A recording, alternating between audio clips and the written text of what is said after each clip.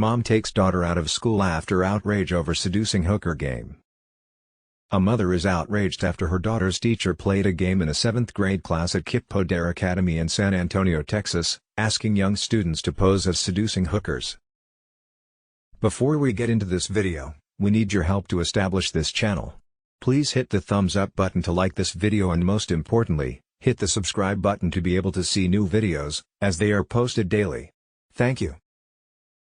The game is called Bear Hunter Hooker, and it involves each player selecting one of 3 options, acting out a specific action related to the option, and one option winning.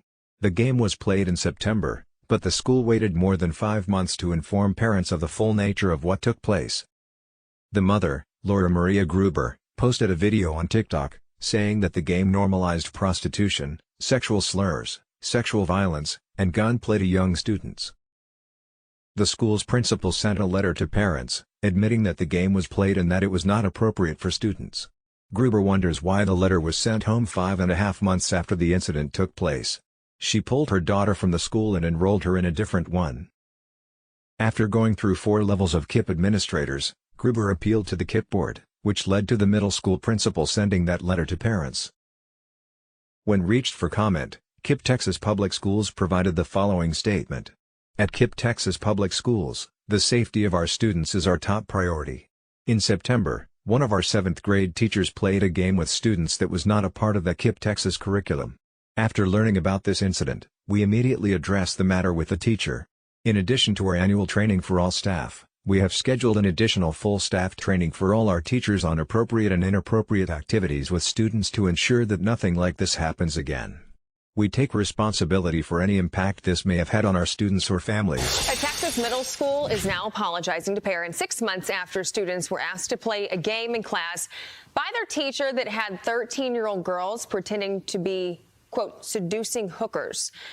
The school leader sharing this statement: sometimes we stumble with activities, with actions or words like hooker or seduce should never have a place in our schools.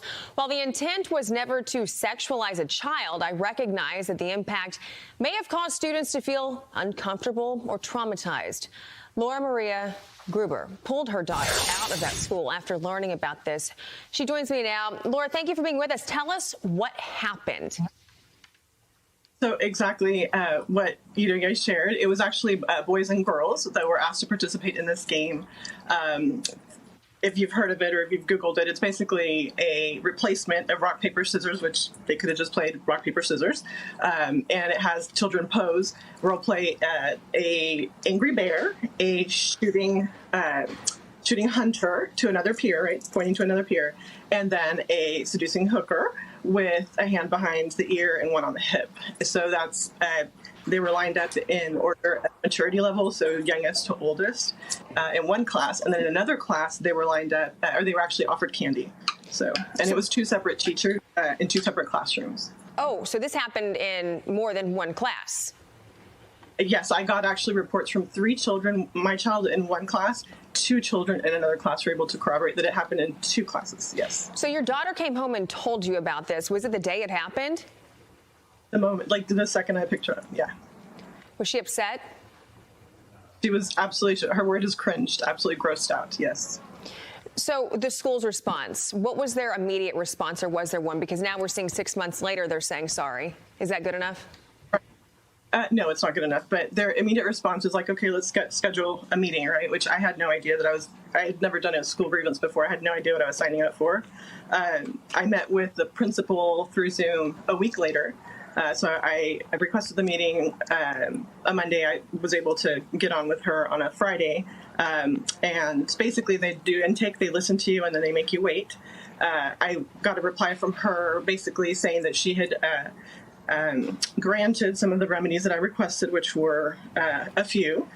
One of them that was granted was that she had communicated, sent a letter to parents saying that there were counseling services or, therapy services available at the school.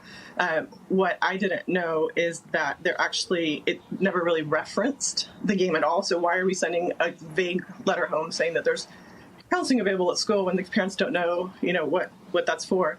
And then also she stated that although she felt the game was inappropriate, that she didn't consider it sexualization of children. And then from there, I appealed, and I appealed to her boss, who's the deputy superintendent, head of schools here in San Antonio. And he said the same thing. We support, the first level. I also don't think that it was sexualization of children. The next guy told me the same thing, who's the superintendent. This is the regional superintendent of schools here. I appealed, and this was all over about a month to, each. I waited about a month or so between each reply. So here we are now at 5 months, and I get, or 4 months, and I get a reply back from the CEO of schools. So she's in charge of all Texas schools and tells me the same thing. I support my staff, and I don't believe that that kids receive sexual education through this. I don't believe that kids were sexualized through this. So at this point, I go to the board. So I go to the board and. Yes, sorry. Really quickly. So do you think that they're just now getting around to this? Have there been other kids pulled out of the school? Is it just because they're trying to clean up? I know one other child was pulled out, but I don't, I don't know of any other. As soon as this happened, I pulled my child out. So I didn't really get to address it with other families. And I do know that they just weren't communicated with. Like, details were not sent home.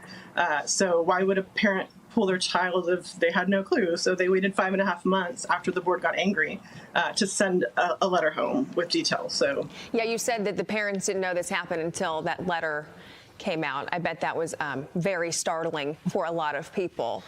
Laura Maria Gruber, thank you so much for your time this morning. We appreciate it. Anytime. Thank you for doing this work. Thanks for watching. Don't forget to like this video and subscribe to this channel. We appreciate your support. Thanks, and see you in the next video.